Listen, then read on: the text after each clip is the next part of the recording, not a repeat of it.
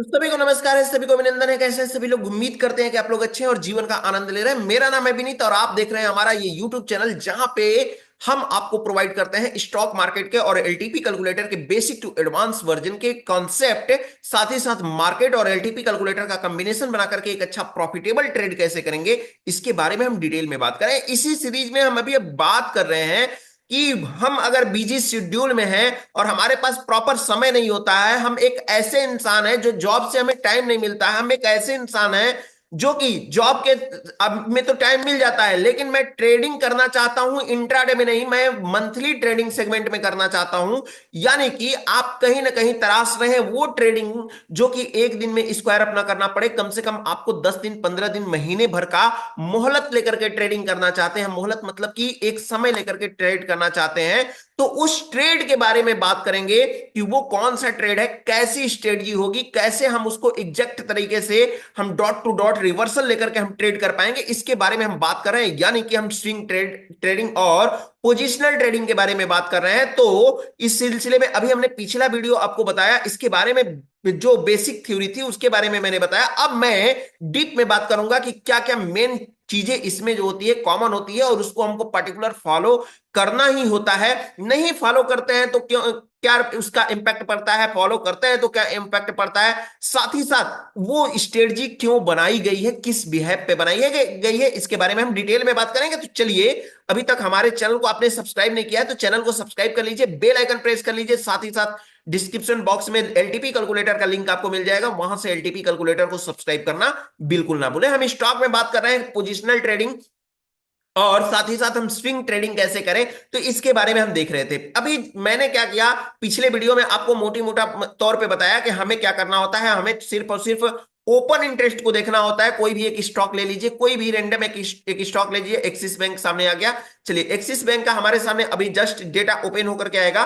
और axis bank में क्या करना है, हमको सिर्फ और सिर्फ मुझे देखना है ओपन इंटरेस्ट इसका कहां है, हमको और कुछ नहीं देखना है, ओपन इंटरेस्ट देखना है। बहुत ही अच्छा हमारे सामने डेटा ओपन होकर के आया है। ओपन इंटरेस्ट में हमको दिखा रहा है हाईएस्ट जो है रेजिस्टेंस हमको दिखाई दे रहा है 1100 पे, जबकि हाईएस्ट सपोर्ट की बात करें तो highest support deep in the money में हमको दिखाई दे रहा है। क्या इसको कंसीडर करना चाहिए या नहीं करना चाहिए? तो सिंपल सी बात है, फॉर्मूला वही लगाएंगे कि मार्केट में, आज के मार्केट में, क्योंकि हम आज देख रहे हैं तो आज के मार्केट में 1190 और 1100 के बीच में इमेजिनरी लाइन आई है, तो हम इसको जो है कंसीडर कर लेंगे।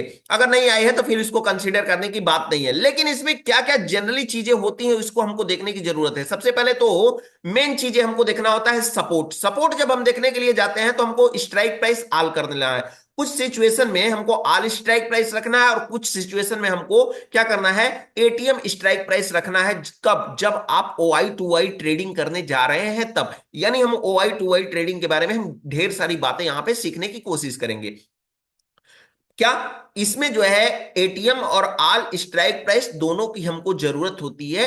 कब एटीएम और कब आल की जरूरत होगी मैं आपको बता रहा हूं। अभी जब मुझे सपोर्ट और रेजिस्टेंस को फाइंड करना हो तो मैं आल स्ट्राइक प्राइस को चूज करूंगा। पहली बात, सपोर्ट रेजिस्टेंस के अलावा अगर वो वीक टू अ स्टॉप है या वीक टू अ बॉटम है ये भी देखना हो तो भी मैं आल को हम सिलेक्ट करेंगे। ध्यान से समझिए, क्या मैं बोला, आल को कब कब करना है, जब सपोर्ट और रेजिस्टेंस को फाइंड करना हो तब हम आल को करेंगे।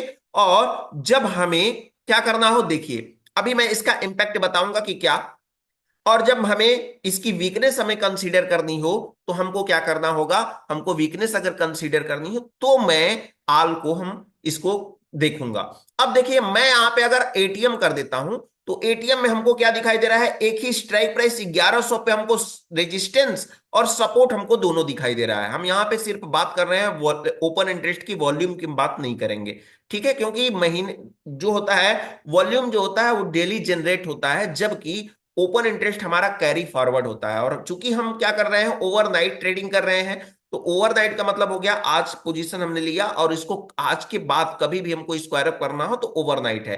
तो ओवरनाइट में कैरी फॉरवर्ड वॉल्यूम नहीं होता है, इसलिए इसमें वॉल्यूम को हमको कंसीडर नहीं करना है। क्या कंसीडर करना है हमको? ओपन इंटरेस्ट को। अभी हम एटीएम पे लेते हैं तो हमारा ओपन इंटरेस्ट देखेंगे यहाँ पे तो रेजिस्टेंस 1100 पे और सपोर्ट भी हमको 1100 पे दिखाई दे रहा है। लेकिन जब इसको हम ऑल कर देते हैं तो हमको सपोर्ट दिखाई दे रहा है 1100 पे जरूर, लेकिन हमको वीकनेस अगर रेजिस्टेंस की बात करें तो मुझे 1200 पे दिखाई दे रहा है। क्यों? क्योंकि रेंज इसमें बड़ा हो जा रहा है। तो support, resistance, weak towards top, weak towards bottom and उसका कंडीशन अगर देखना हो तो फिर आपको ऑल स्ट्राइक प्राइस पे क्लिक करके आपको देखना पड़ेगा। ठीक है, अब इसमें और क्या क्या चीजें हैं, अब बात कर लेते हैं एटीएम की बात कर लेते हैं। तो एटीएम में पहले हम बात कर लेते हैं, सबसे पहले तो हमको देखना होता है आईवी। आईवी देखने के लिए क्या होता है कि हम ट्रेड करने चले गए, सब कुछ हमारे फेवर में है, पता चला कि आईवी ज्यादा है।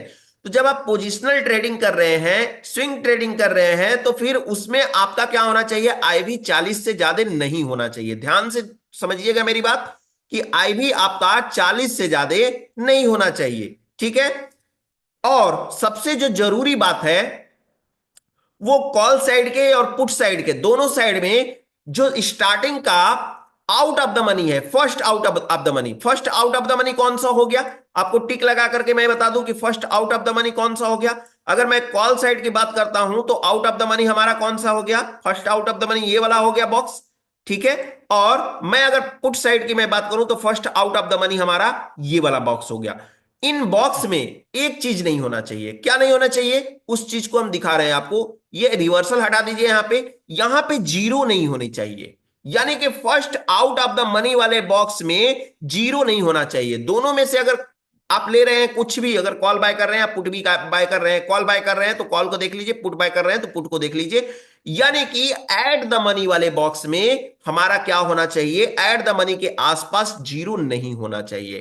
पहली बात। दूसरी बात यह है कि क्या सिर्फ इतना ही से काम हो जाएगा? जी नहीं। अगर आप कॉल बाय कर रहे हैं तो ध्यान दीजिए 2 या 3 से जीरो कॉल साइड के इन द मनी के एलटीपीज में नहीं होने चाहिए। कॉल साइड के इन द मनी के एलटीपीज में, कॉल साइड के इन द मनी के एलटीपीज आपको ये दिखाई दे रहा है। कॉल बाय, सॉरी, आप अगर बाइंग कर रहे हैं तो, अगर आप सेलिंग कर रहे हैं तो क्या करेंगे? सेलिंग करते समय आप ध्यान देंगे कि पुट साइड के इन द मनी के एलटीपीज में 2 या 3 से ज्यादा जीरो नहीं होने चाहिए। कहां पे? ये आपको पुट साइड का इन द मनी का एलटीपी आपको ये दिखाई दे रहा है अगर आप सेल कर रहे हैं तो। अगर बाय कर रहे हैं तो कॉल साइड में देख लीजिए और सेल कर रहे हैं तो पुट साइड में देख लीजिए। ये क्या होता है? हमारे रिस्क कैपेबिलिटी को क्या कर देता है? इंक्रीज कर देता है, बढ़ा देता है।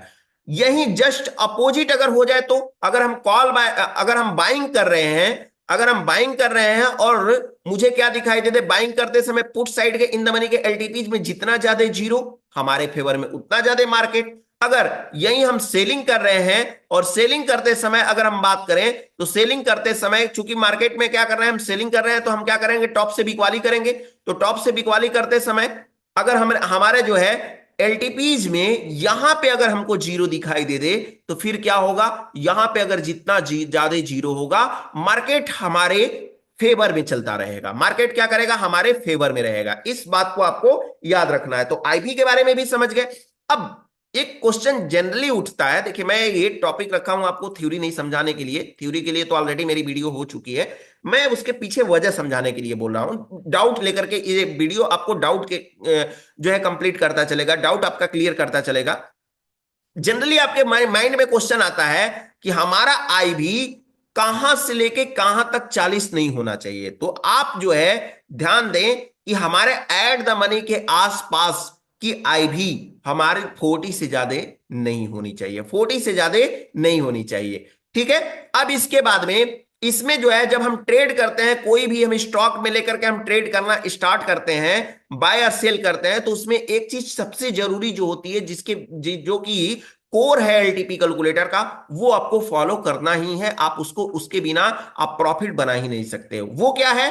वो है वॉल्यूम। यानी कि किसी भी स्टॉक में आप ट्रेड कर रहे हैं, चाहे किसी भी सेगमेंट में करें, मैं तो किसी के लिए बोल रहा हूं, चाहे आप जो है पोजिशनल ट्रेड करें, चाहे स्विंग करें, चाहे ऑप्शन ट्रेडिंग करें, फ्यूचर ट्रेडिंग करें, कोई भी ट्रेड करें, अगर आप ऑप्शन चेन से डेटा देख रहे हैं और आप ट्रेड कर रहे हैं तो आप ध्यान दीजिए कि जब तक वॉल्यूम ना हो तब तक आप ट्रेड ना करें। किसी भी स्टॉक में आप वैसा कोई स्टॉक चूज ना करें ट्रेड करने के लिए जिसमें वॉल्यूम ही नहीं है, तो आप वैसे स्टॉक को क्या करिए, अवॉइड करिए। और क्या क्या हो सकते हैं इसके लिए मैं आपको ले चलता हूं। यहाँ पे हमारे पास है एक पीडीएफ, यहाँ पे दिया हुआ है find out maximum range of stock. मतलब कि ये बोल रहा है कि आप अगर स्टॉक में ट्रेडिंग करने जा रहे हैं, किसमें, ऑप्शन में, सॉरी पोजिशनल में या स्विंग ट्रेडिंग कर रहे हैं, तो आप ध्यान दें कि सपोर्ट और रेजिस्टेंस दूर दूर बना हो। किसी अगर एक ही स्ट्राइक प्राइस पे ओपन इंटरेस्ट दोनों साइड का हो तो फिर आप ट्रेड नहीं करें तो बेहतर है। अभी मैं बात करूं तो अभी कहां पे बना हुआ है, अभी मैं बात करूं तो अभी हमारा सपोर्ट बना है 210 पे और रेजिस्टेंस हमारा बना है 230 पे, 20 पॉइंट का हमको दिखाई दे रहा है। लेकिन यहां पे मैं बात करूंगा तो सपोर्ट को कहां तक हम काउंट करेंगे, 220 के बाद हम स्टार्ट करेंगे और रेजिस्टेंस को 220 तक ही रखेंगे, क्योंकि इसकी वीकनेस को हम कभी भी इग्नोर नहीं कर सकते हैं। आगे चलते हैं और समझने की कोशिश करते हैं। दूसरा, always trade in favour of chart of accuracy 1.0। जी मैंने आपको बताया था कल वाले वीडियो में कि जब हम खरीदारी करें तो ये ध्यान दें, हमें ध्यान देना होगा कि वीक टुवर्ड्स, यानी कि अगर वीक टुवर्ड्स बॉटम होता है तो हमें खरीदारी नहीं करना है, अगर वीक टुवर्ड्स टॉप होता है तो हमें वीक वाली नहीं करनी है, यानी बेचना नहीं है। यानी चार्ट ऑफ एक्यूरेसी 1.0 का फेवर आपको हमेशा लेकर के चलना है। तीसरा condition, if we want to buy then stock will be at support. जब भी आप बाय करें तो ध्यान दें कि सपोर्ट पे मार्केट आ जाए तब आप बाय करें तो आपके लिए बेहतर है। For buying support should be strong और weak towards top but weak towards, बोल रहा है but not weak towards bottom. यानी कि सपोर्ट, जब भी सपोर्ट से आप बाइंग कर रहे हैं तो आप ध्यान दें कि या तो सपोर्ट वीक टुवर्ड्स टॉप हो या तो स्ट्रांग हो, लेकिन वीक टुवर्ड्स बॉटम किसी भी कंडीशन में नहीं होना चाहिए। अगर ऐसा होता है तो फिर उस ट्रेड को अवॉइड करिए, रिजेक्ट करिए उसको।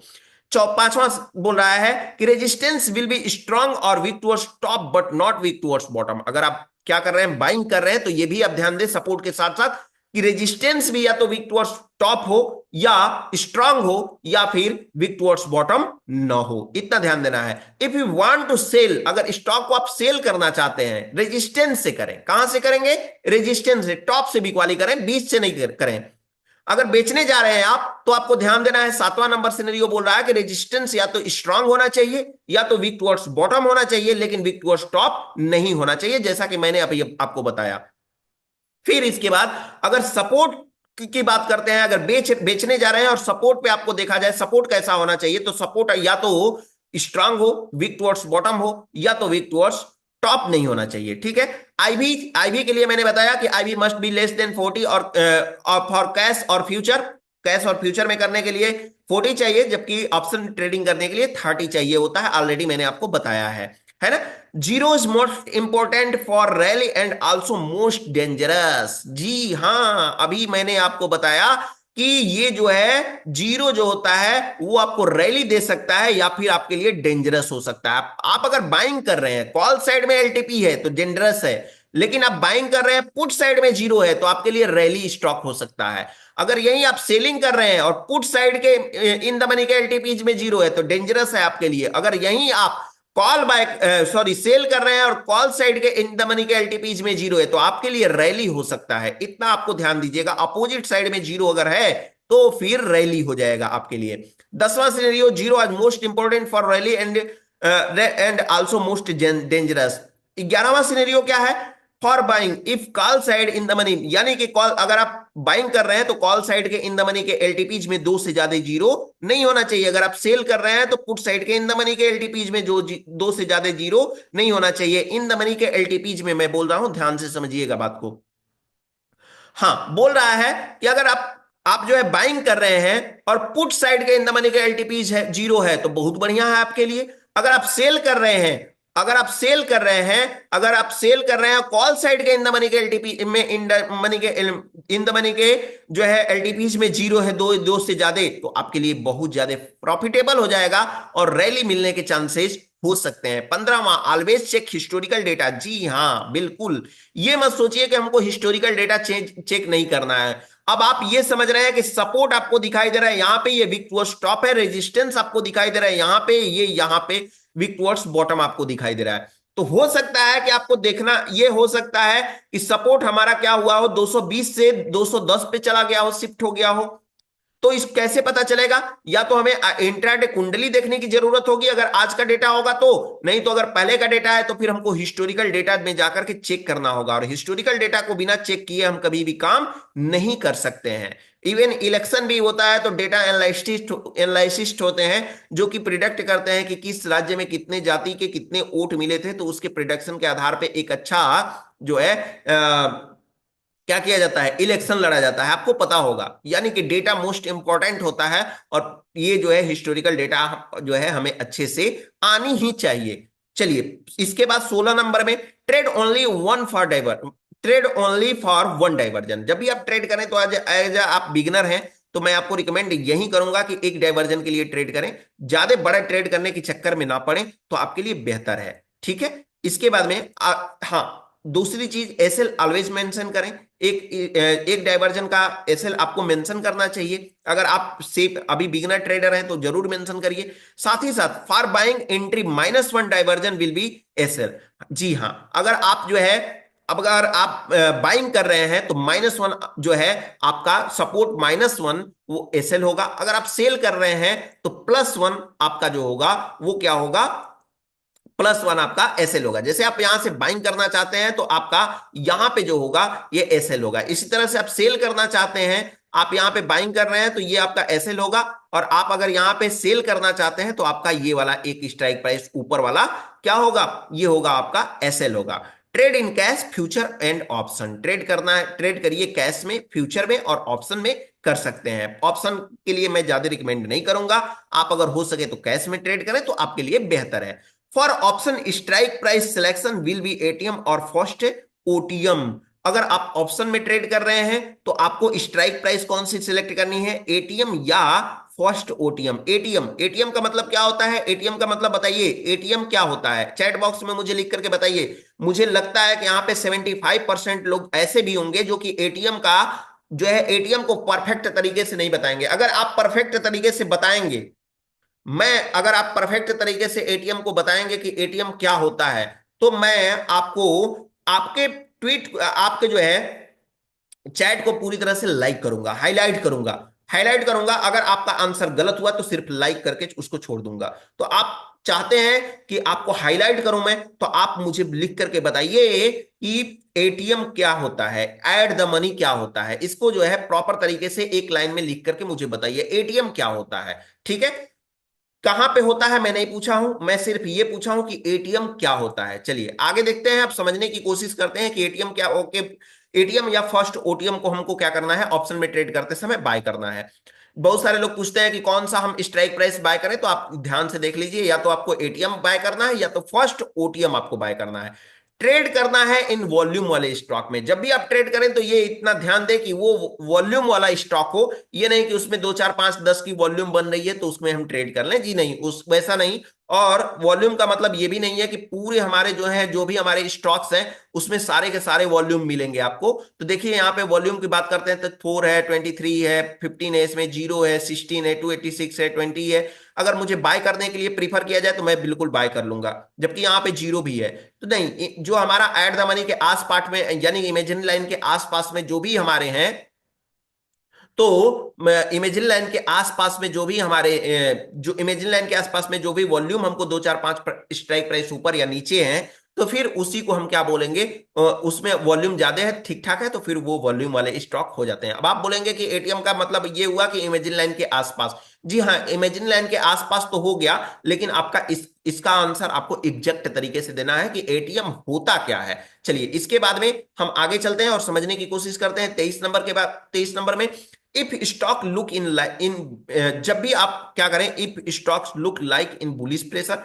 ठीक है, और बुलिश प्रेशर में जब हो तो हमें हमारे जो है हमारे लिए बेहतर है।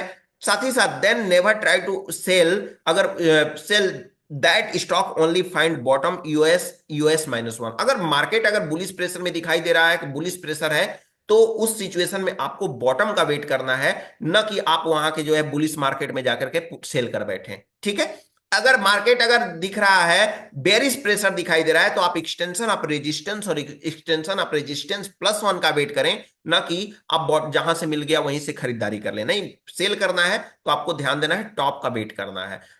Last 26 number, if we get near ATM zero then never try to trade in stock. अगर एटीएम के आसपास जीरो दिखाई देता है तो फिर आपको जो है ट्रेड करने की कोशिश नहीं करना चाहिए, उसको रिजेक्ट करनी चाहिए, इस बात का ध्यान रखिएगा। यानी एक मोटे मोटे तौर पे ये बोले कि इसमें पूरी का पूरी कैलकुलेशन जो है एटीएम के आसपास है, और एटीएम से रिलेटेड मैंने आपसे एक क्वेश्चन किया हुआ है, तो आपको ये जरूरी बनता है कि आप एटीएम के बारे में मुझे एक लाइन लिख करके बताएं कि एटीएम होता क्या है। चलिए, तो उम्मीद करते हैं आपको ये समझ में आया होगा।